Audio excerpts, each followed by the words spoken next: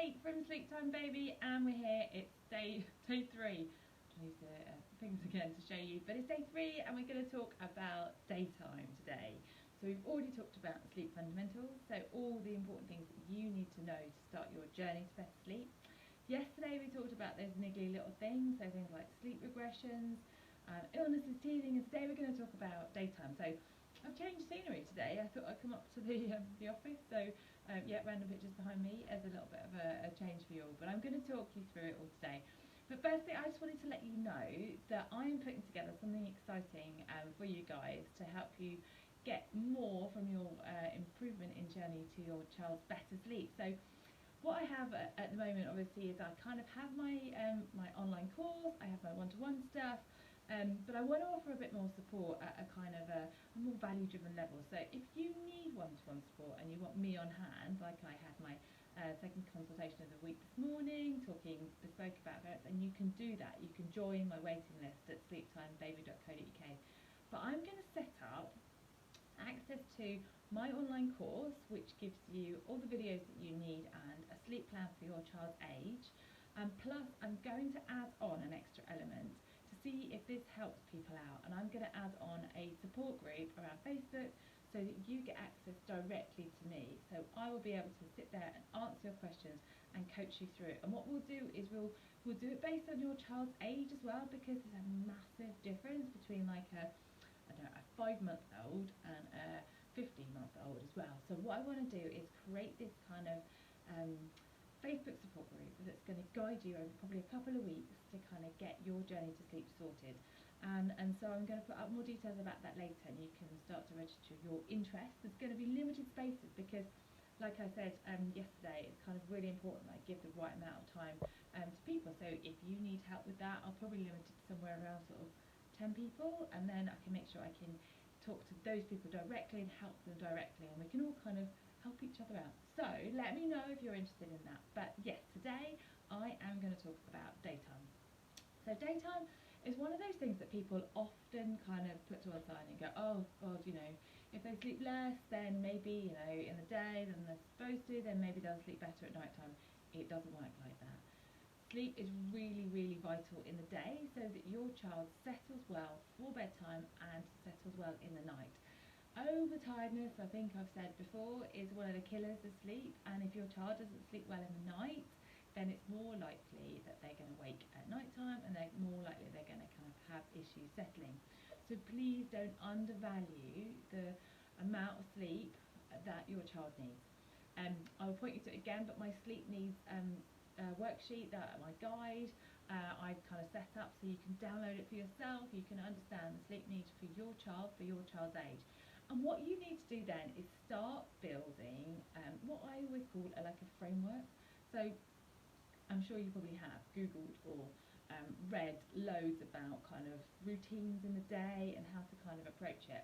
But from my point of view, it all should be a framework, because firstly, your child is never going to wake at the same time every day. If they do, brilliant, but that means that your first nap won't necessarily be at the same time each day, and that's because the model that I like to kind of help people understand more about is awake time. So an awake time is the amount of time that a child can stay awake for after waking up, either in the morning or after a nap, until the next sleep stage. So that might be the next nap, or it might be kind of bedtime. So you need to understand your child's awake time so that you know when the next nap's coming. So if one morning they wake at 7 o'clock, and let's say they're in a sort of a couple of hours they can stay awake for, then you know that their nap will be at 9 o'clock that day. If they wake at 6:30, they'll still going to probably be tired after a couple of hours, so that's going to be 8:30. So that's why wake times are really important. Now they do vary across the day. So on the guide you'll see kind of the different sort of recommendations per age, but often we find that the awake time is shorter in the morning and then it lengthens out as you get closer to sort of bedtime. But you don't want to push them too far, because otherwise settling for a nap and overtiredness is difficult as well. So just have a kind of a notion of what your child's average awake time should be, and then maybe look at kind of working out, perhaps just have a look at them for a couple of days before you make any major changes, and try and see if you kind of go, okay, they weren't tired at 2 hours, but they were really knackered at 2.5. So that means that maybe their awake time is 2:15.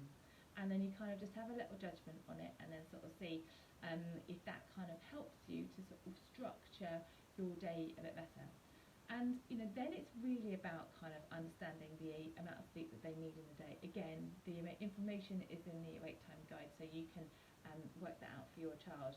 But don't push it too far either way. So there are some children that need a little bit less sleep in the day, but if, let's say, your child at 6 months needs somewhere around 2 3/4 hours sleep in the day, something along those lines, it's possible that you could get away with half an hour less than that. That might be pushing it a bit, but much less than that, you're going to struggle with your child's tiredness levels. And then on the second sort of side of that, if you're giving them kind of more like 3.5 hours sleep in a day, then that's probably too much. So have a look at the recommendation and see where you are around that, and if you can make those tweaks, it can really help sometimes with what's happening in the night. The classic example of a child that sleeps too much of the day is that they wake up in the middle of the night happy. They're just like happy to play, and that's because they've stolen some of the nighttime sleep from the daytime. So you need to kind of rebalance it. So it's this kind of balancing act, really. So so you need to respect your child's awake time, and you need to respect kind of what's going on with the total amount of sleep that they need in the day. So it's also really important to know kind of how many naps they need. So classically, the transition times are ages of around about sort of 7 to 9 months. You'll go from kind of 3 naps down to 2, and then probably from about kind of 14 months onwards is sort of 2 naps down to 1, and then when they drop the nap can be anyone's guess, really. So if you are unsure, then you need to be looking for signs of it. Normally kind of dropping the nap can start around sort of 2, 2.5. My children slept until past 3 and they really loved a nap, so did I. But that's kind of them, and actually sometimes it's a bit earlier. So when you're looking for your child to potentially transition from those naps, then what you need to do is kind of work out, are they struggling to settle for one of those naps? Is it the case that they are having issues with going down at a time that they would normally be asleep? Or are the naps becoming shorter? And what you want to do is kind of just make those naps a bit later in the day, and that will kind of help transfer it over to perhaps kind of reducing down from 3 to 2 or 2 to 1, or kind of dropping the nap. All of the transition information that I share in my kind of plans and in the academy is all there for you to kind of work through it, but this is kind of a quick overview, because otherwise I'd be going on for a long time about it all. But transitions happen around those kind of ages. So the other thing with naps is people often find them more tricky, and they really can be a little bit tricky. So don't stress yourself out too much about it. The key thing is trying to think about, okay, it'd be great to kind of have like one nap at home in the day. Don't pin yourself to the house, because otherwise you'll go crazy. I mean, it's actually quite nice out there today, so we want to be able to get out and enjoy a bit of kind of fresh air and sunlight. It helps with circadian rhythm, everything. So don't pin yourself to the house, but try and encourage them to sleep, in their sleep space for one of those naps of the day. So you want to create a nice environment. So this is kind of looking at the darkness levels, making sure that kind of it's warm enough, not too hot, not too cold. Remember the Lullaby Dress guidelines will help you kind of on that direction, and kind of creating a similar environment to bedtime as possible. That is apart from newborns, who actually probably would benefit in the first few weeks of sleeping in the light, just to help with the kind of the maintenance of the circadian rhythm, the body clock, and also to kind of avoid any sort of jaundice issues. But once they kind of settle down and that, then actually you want to kind of get them back to sleep, get them to sleeping in the dark. It's a good idea to do that, because it helps them sleep for longer with the melatonin levels, and it helps them to regulate kind of and associate that space with bedtime and good sleep. So before you go into the nap, have a think about like a mini kind of wind down. So maybe it's just like a couple of minutes reading a book, maybe it's kind of changing into comfy clothes, make sure they can settle down quite nicely, because otherwise if they're in a tight outfit it's not quite so easy to sleep. And then you kind of want to look at approaching your nap in that way, so the right time, the right environment, and creating this kind of nice sort of mini journey to sleep, really. And then in terms of kind of settling them down for sleep, you want to be looking at kind of getting them to go down to sleep and helping them to perhaps settle if they're having issues, but allowing them to settle as independently as possible. Going back to what we talked about on day one around kind of the settling being important, that they kind of get that on their own. You can support them through that, but try not become the thing that gets them to sleep, if that makes sense, because you want to make sure that they are able to kind of do that on their own. Now, the overriding factor in daytime sleep, though, is that it happens. So if you've got a child that's having terrible nap days and is overtired, it's all going to you're just going to have bad nights, bad settling, bad daytime.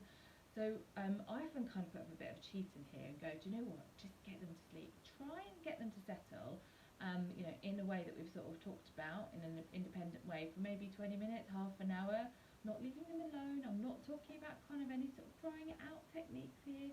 I'm talking about trying to help them to settle. And then what you want to do is, after that time, just maybe go, do you know what, just need to sleep. And try and just make it happen in a way that works for you. Because if you can get your child to sleep well, then they will head into bedtime in a much better state, and therefore you're going to find it all easier to then knock on to the next day for daytime naps. So use that as a get out clause. You could just, perhaps pick them up, or perhaps just go for a walk, or perhaps just decide to go for a drive. And then if naps are stressful, and you're trying to make lots of changes, just give yourself a break, just have a contact nap, have a kind of a safe sort of nap with them, so that that they're getting the right amount of sleep in the day, because that is the most important thing. So nap transitions can take a bit of time. Sometimes they've taken up to about 6 weeks, so you do need to kind of stay consistent, but often it's about kind of recognising those kind of sleep needs and kind of making sure that you know when you're heading for a nap. And the last thing to talk about in terms of naps is short naps. It's really, really common as a kind of an issue. I talk about it the whole time. So a short nap is anything that's kind of under one sleep cycle. So from kind of 4 months upwards, that's 45 minutes. So if you've got a child that sleeps for a short period of time, then you might need to think about how to kind of address that. So there is a stage around about 5 months that short naps can creep in, and sometimes they just need a bit of time to eke out. So if you're in that, have a think about what I'm about to say, but maybe you just need a bit more time. So a short nap can be caused by a couple of things. Firstly, it might be down to the settling. So do they need a lot of help to settle, and then they just can't go through a whole sleep cycle on their own? Secondly, have you got the awake windows right? Could you just extend it for a little bit and then shorten it maybe to see if that helps? But thirdly, sometimes you just need to kind of help them resettle, especially if you're on a journey to improvement within sleep. So perhaps when they wake, rush straight in there and try and get them to go back to sleep in any way possible. So again, this is a bit of a cheat in a way, because then what you can do is, if you can get them to resettle, they'll have more sleep in the day, and therefore they'll find it easier to settle at bedtime, and everything will start to kind of to kick in and make sure that they're improving in that. So yeah, that's my kind of advice around short naps. There are other things you can do around there, but that's always the first thing to start out with. So yeah, see if that helps with your short nap scenario. So that's kind of it from a daytime point of view. I think, kind of there's possibly other things that you might find that are relevant to you, but from a daytime point of view, that's my kind of overview, so that we kind of have covered it all. So tomorrow we're going to be talking about bedtimes and routines, so looking at kind of issues with that and how it can kind of help to get everything in place. But I'm hoping you'll see we're sort of going on this kind of journey along the week, and I'd love to know kind of how you're finding it, whether there's more topics you'd like covered, because we've only got 2 days left now to talk about sleep. I obviously won't disappear next week, but I'm kind of going to be here to support you through Q&As and stuff, and I will be talking more about that special kind of new way of helping you out by setting up the additional support in line with my kind of Sleep Academy, and to get you a great value way to have more sleep. So don't forget, you can get in touch with me over via the website, or emailing kate@sleeptimebaby.co.uk, or just message me on any of the platforms and I will get back to you. Alright, have a lovely rest of the afternoon. Go and enjoy some sunshine. Maybe have a cup of tea while your child naps. But I will chat to you tomorrow about bedtime and routines. Alright, take care.